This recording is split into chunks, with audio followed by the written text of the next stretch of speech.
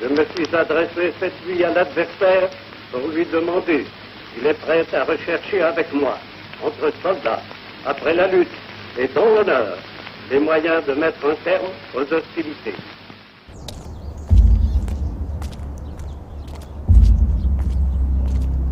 L'armistice.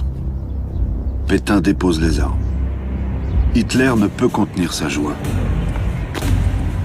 Et il décide d'en faire un moment d'humiliation supplémentaire pour la France.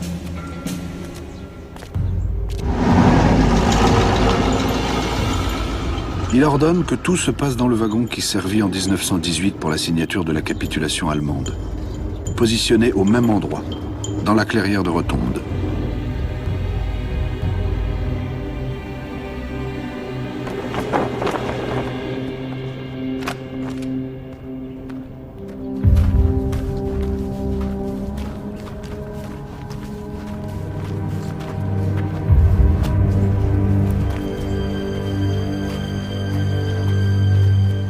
Un instant, surprenant tout le monde, Hitler se dirige vers la statue de Foch, le vainqueur de la Grande Guerre.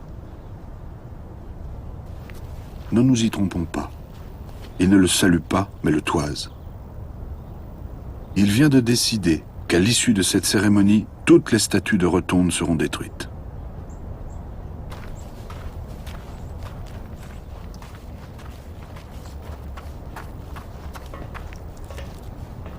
C'est là, dans cet ancien wagon-restaurant, dans un texte de quelques pages, que se joue le destin de la France.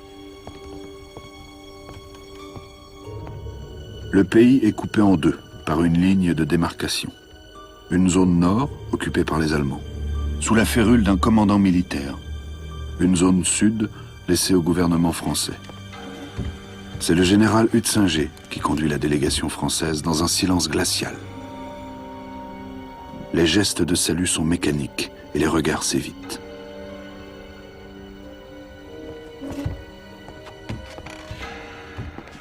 Et si chacun semble chercher sa place, pour Hitler, celle de la France est claire.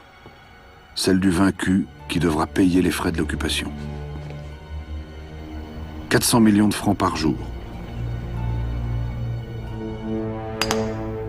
Comme Hitler l'avait ordonné, la clairière et les statues sont détruites.